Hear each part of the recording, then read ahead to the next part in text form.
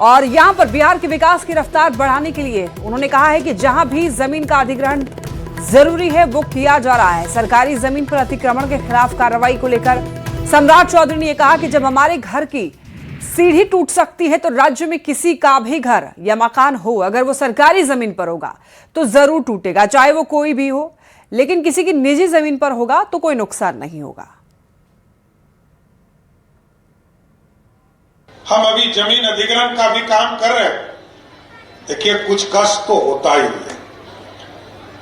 मैं अभी मेरे को रिपोर्ट मिला पिछले एक सप्ताह पहले कि तारापुर में मेरा भी घर है और मेरे घर के भी सीढ़ी को तोड़ने का काम प्रशासन कर रहा है। इसलिए किसी का भी जमीन निजी है तब तो कोई दिक्कत नहीं है, लेकिन यदि सरकारी जमीन पर घर बना है उसको ध्वस्त होना ही होगा, उसको कोई बचा नहीं। क्योंकि जनता की अपेक्षा है सुंदर बिहार बनाना है, विकसित बिहार बनाना है और भारत के प्रधानमंत्री नरेंद्र मोदी जी और नीतीश कुमार के सपनों को साकार करना है। मुख्यमंत्री सम्राट चौधरी ने प्रखंड स्तर तक भ्रष्टाचार को खत्म करने के लिए एक बड़ी बात कह दी है। तारापुर में सीएम ने यह कहा कि मुख्यमंत्री कार्यालय से प्रखंड कार्यालय की मॉनिटरिंग की जाएगी और महीने में 2 दिन पंचायतों में कैंप लगाया जाएगा ताकि लोगों की समस्या का समाधान हो सके। मुख्यमंत्री ने लेट लतीफी वाले अधिकारियों की भी कार्रवाई को लेकर चेतावनी दी है। सीएम ने कहा कि 1 महीने से ज्यादा जो भी अधिकारी फाइल को लटकाएंगे उनके खिलाफ कड़ी कार्रवाई की जाएगी। तो मैंने कहा मुख्यमंत्री कार्यालय, ब्लॉक, अंचल और थाने को मॉनिटरिंग करने का काम करेगा, आपकी समस्या को समाप्त करने का काम करेगा। और ये महीने में 2 दिन कैंप लगाएंगे। ये लोग पूरे प्रदेश में यह सूचना दी जा रही कि महीने में 2 दिन पंचायत में कैंप लगेगा। सहयोग कार्यक्रम के तौर पर यह पूरे प्रदेश में अभियान हम चलाएंगे और 1 महीने से अधिक कोई भी पदाधिकारी यदि फाइल अपने पास रखेगा तो उसके खिलाफ कार्रवाई भी करने का काम करेंगे। और देखिए, पूर्व मुख्यमंत्री नीतीश कुमार जेडीयू कार्यालय पहुंचे और भामाशाह जयंती में शामिल हुए। इस दौरान कई नेता वहां पर मौजूद थे। भामाशाह जयंती में नीतीश कुमार शामिल हुए और यहां पर जैसे नीतीश कुमार पहुंचे, लोगों ने उनका स्वागत गर्मजोशी से किया और नीतीश कुमार जिंदाबाद के नारे भी लगाए। आज मुख्यमंत्री जी भामाशाह जी के जयंती के अवसर पर पार्टी के व्यावसायिक द्वारा कार्यक्रम आयोजित किया गया था, उसमें भाग लेने आए थे और उसी में अभी वो कार्यक्रम में भाग लेकर उनकी दूसरी भी व्यस्तता थी।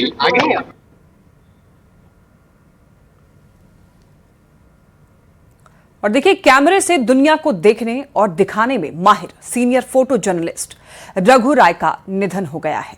83 साल की उम्र रघु राय ने 83 साल की उम्र में दरअसल इन्होंने अंतिम सांस ली। 1960 के दशक में फोटोग्राफी की शुरुआत करने वाले रघु राय को अक्सर father of the Indian photography कहा जाता है। वो यहाँ पर मैग्नम फोटोज में शामिल होने वाले पहले भारतीय थे।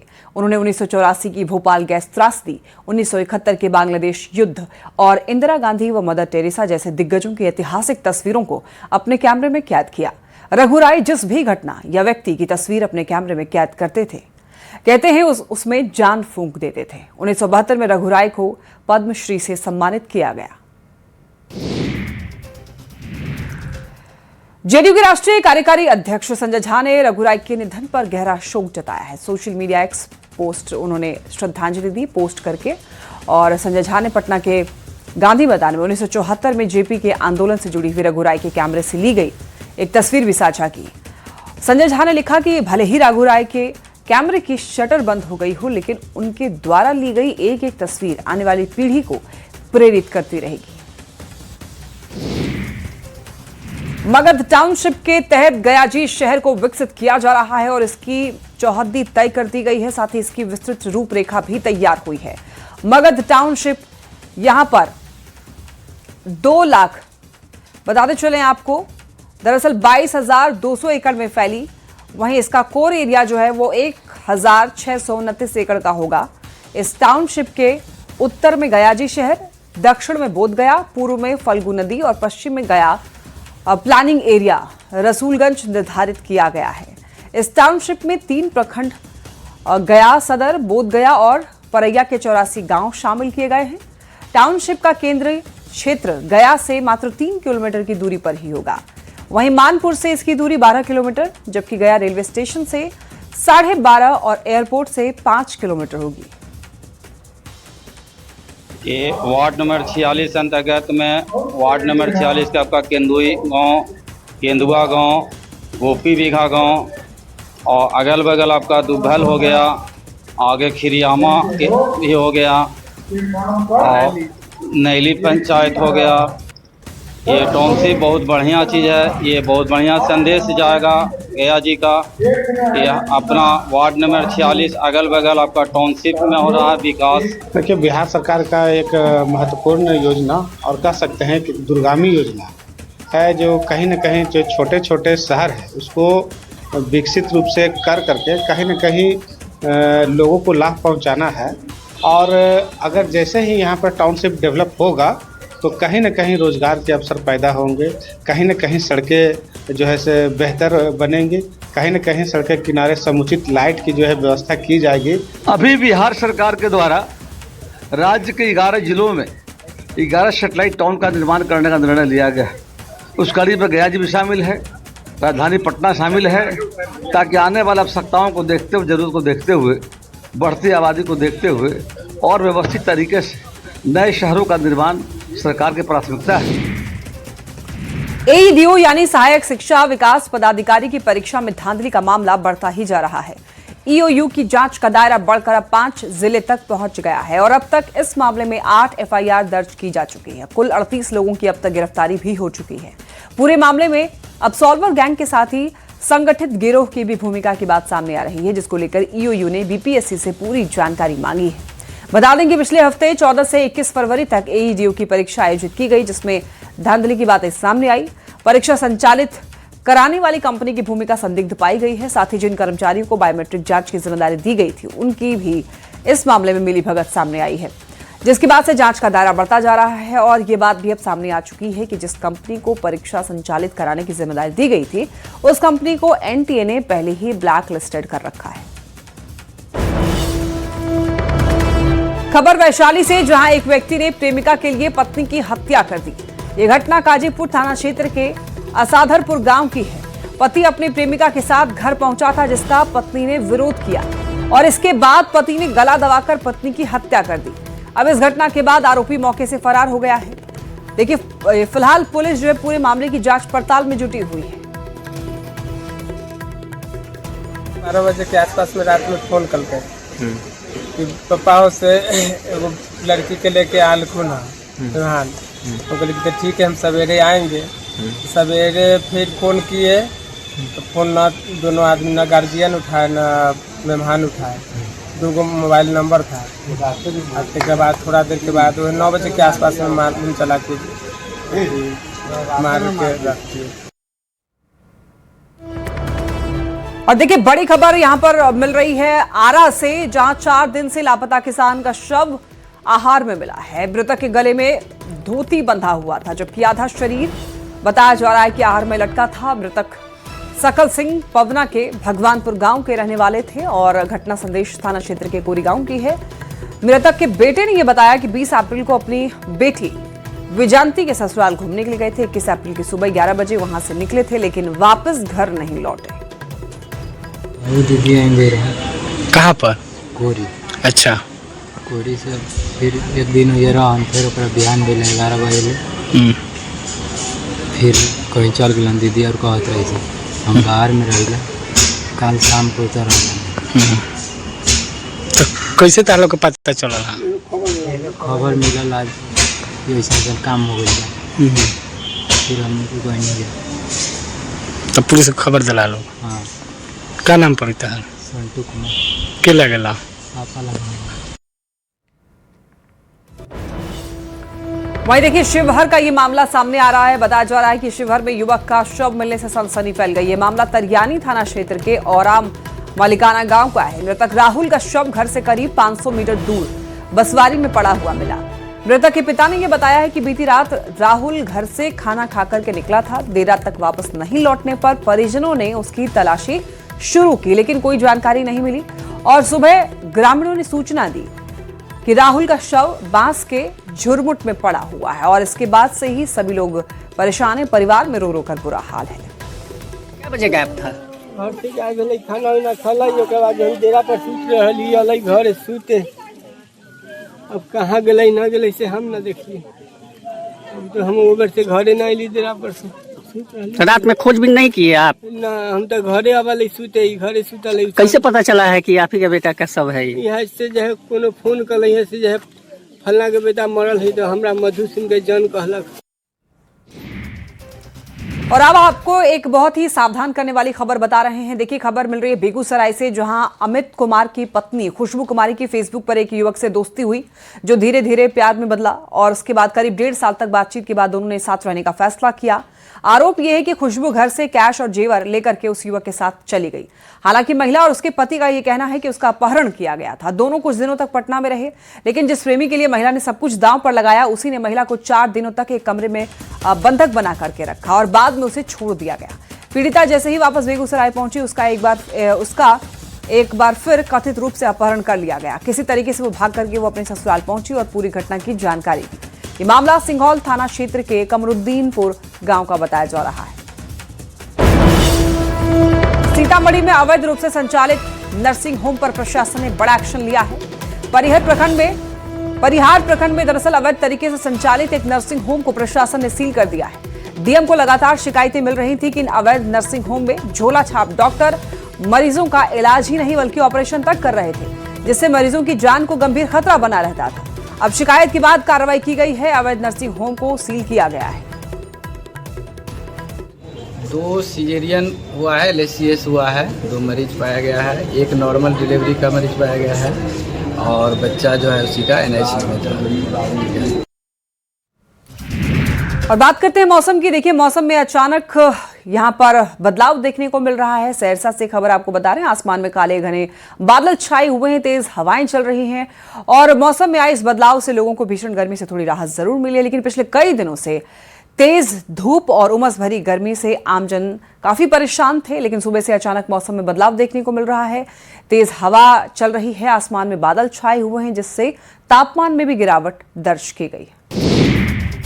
मधेपुरा में रविवार की सुबह मौसम ने अचानक करवट ली। लोगों को भीषण गर्मी से थोड़ी राहत मिली। सुबह सुबह आसमान में काले बादल छाए हुए हैं और बारिश भी होने लग रही है हल्की हल्की। करीब 20 मिनट तक चली इस बारिश ने तापमान में थोड़ी सी नरमी लाई है। लोगों ने राहत की सांस ली है। पिछले 1 हफ्ते से जिले में पड़ रही तेज गर्मी और उमस से जनजीवन लोगों का प्रभावित था। खासतौर पर दोपहर के समय में घर से बाहर निकलना मुश्किल था। लू का समय, तेज लू चल रही है और ऐसे में रविवार सुबह हुई तेज बारिश ने मौसम को सुहाना बनाया। अब एक कटिहार का मामला आपको बताते हैं। बिजली गुल गर्मी फुल, यानी कि इस व्यवस्था को लेकर के कटिहार जिला जो है पिछले कई दिनों से त्राहिमाम स्थिति में है। इसी को लेकर के लोगों की शिकायत जो है वो सीधा विभागीय अधिकारी तक पहुंची। इसके लिए बिजली विभाग के मुख्य कार्यालय में देखिए एक फ्यूज कॉल सेंटर स्थापित किया है। जारी किए गए नंबर पर आप कॉल करके बिजली से जुड़े कोई भी शिकायत कर सकते हैं और ये नंबर आपकी टीवी स्क्रीन पर है।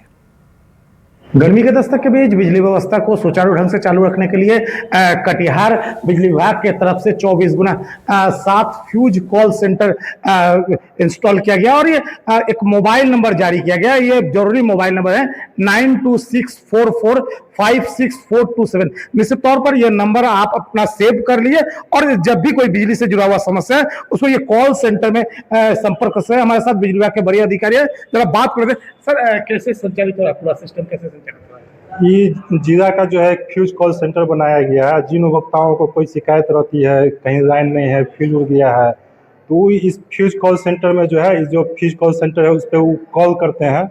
कॉल करने के बाद जो है मेरे यहाँ पर 4 स्टाफ हम लोग नियुक्त किए हुए हैं जो 8-8 घंटा के शिफ्ट पर जो है चारों काम करता है जो है, और उसका कंप्लेन जो है बजाते देख रहे हैं इस रजिस्टर में रजिस्टर्ड होता है, और जिनका जो कंप्लेन रहता है उस एरिया का जो संबंधित मेरा लाइनमैन है उसको यहाँ से मैसेज भेजते हैं, बताते हैं कि यहाँ कंप्लेन है, वो जाकर फिर रेक्टिफाई करके जो है फिर इनको सूचना देते हैं कि यहाँ जो है जो कंप्लेन था उसका संपादन हो गया। फिर रजिस्टर में लिखते हैं कि कौन मानव बल के द्वारा या कौन लाइनमैन के द्वारा जो है उसका संपादन किया गया। प्रचंड गर्मी के बीच पब्लिक के बिजली को लेकर कैसे कितना डेडिकेटेड है आप लोग, कितना आश्वस्त है, लोगों को सुविधा देने का कितना आश्वस्त करेंगे?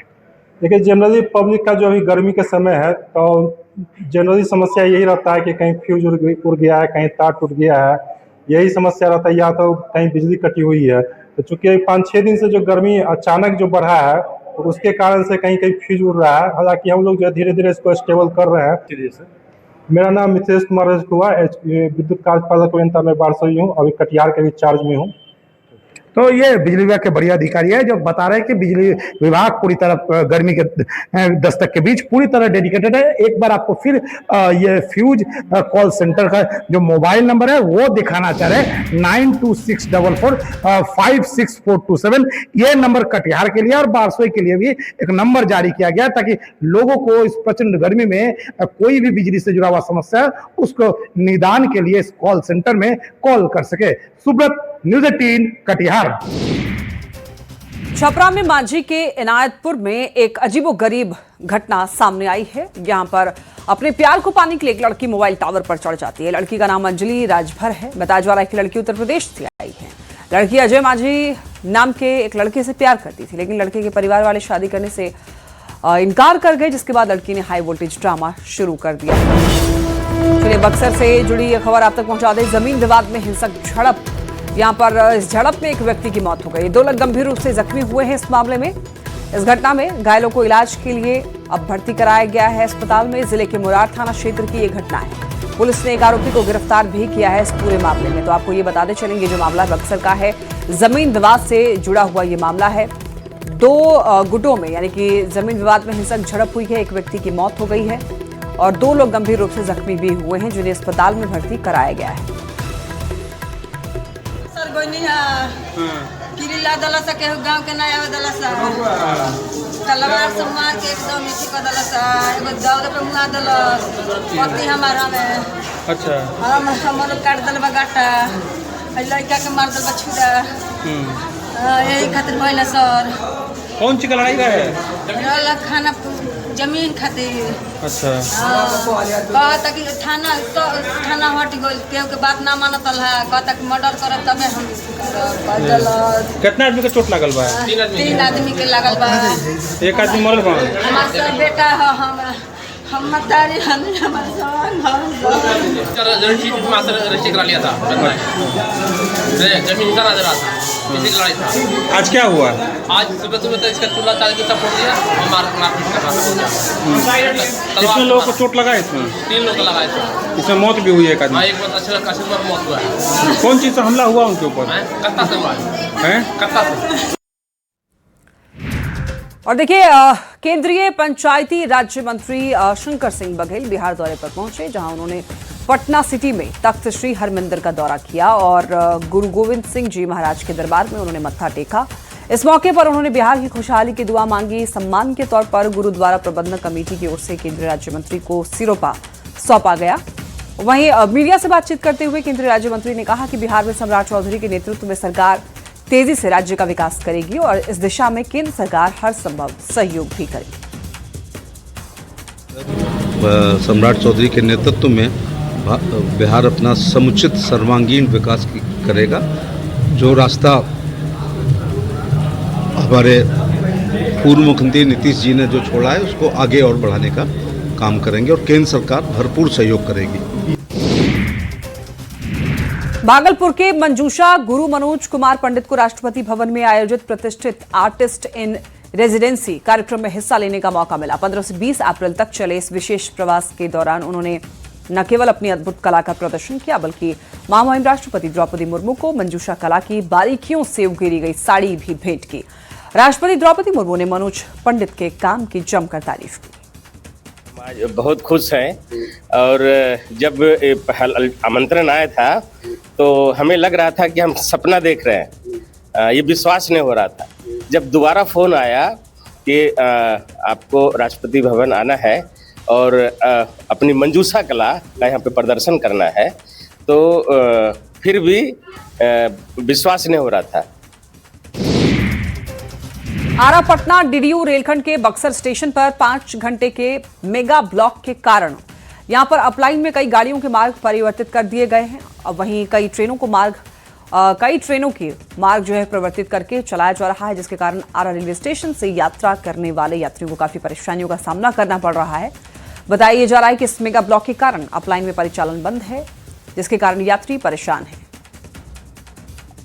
पटना डीडीयू रेलखंड के अप लाइन में आरा से यात्रा करने वाले यात्री के लिए आज ये खबर जानना जरूरी है, क्योंकि आज इस अप लाइन में आरा जंक्शन से जो गाड़ियां चलने वाली हैं, कई के मार्ग परिवर्तित कर दिए गए हैं और कई गाड़ियों को कैंसिल कर दिया गया है, क्योंकि 5 घंटे का मेगा ब्लॉक बक्सर स्टेशन पर लगाया गया है, जिसके कारण गाड़ियों के परिचालन पर सीधे तौर पर असर पड़ा है और इस रूट से जाने वाली कई गाड़ियों के मार्ग बदल दिए गए हैं, जिसके कारण यात्रियों को आज परेशानी का सामना करना पड़ सकता है। हालांकि जो डाउन लाइन है उस पर इसका कोई असर नहीं दिख रहा है। डाउन लाइन में गाड़ियां जो है चल रही हैं, लेकिन अप लाइन में आज मेगा ब्लॉक के कारण गाड़ियों के परिचालन में परिवर्तन किया गया है। 5 घंटे से ज़्यादा का ये मेगा ब्लॉक लगाया गया है, जिसके कारण देखिए अप लाइन में रेलवे स्टेशन पर सन्नाटा पसरा हुआ है। काफ़ी कम संख्या में जो रेल यात्री हैं वो पहुंचे हुए हैं। वहीं डाउन लाइन को इससे अलग रखा गया है। डाउन लाइन में गाड़ियों का परिचालन लगातार जारी है, लेकिन अप लाइन में कई जो गाड़ियां हैं इस आरा जंक्शन के रास्ते जो डीडीयू से होकर के देश के विभिन्न कोने में जाती हैं, उस पर गाड़ियों के जो यात्री हैं आज उनको थोड़ी परेशानी का सामना करना पड़ेगा, क्योंकि मेगा ब्लॉक के कारण गाड़ियों के परिचालन का मार्ग बदल दिया गया है। कई गाड़ियों का मार्ग जो है परिवर्तित कर दिया गया है। चंदन कुमार, न्यूज़ 18 भोजपुर। और यहाँ रुकने एक छोटे से ब्रेक ले जल्द लौटेंगे।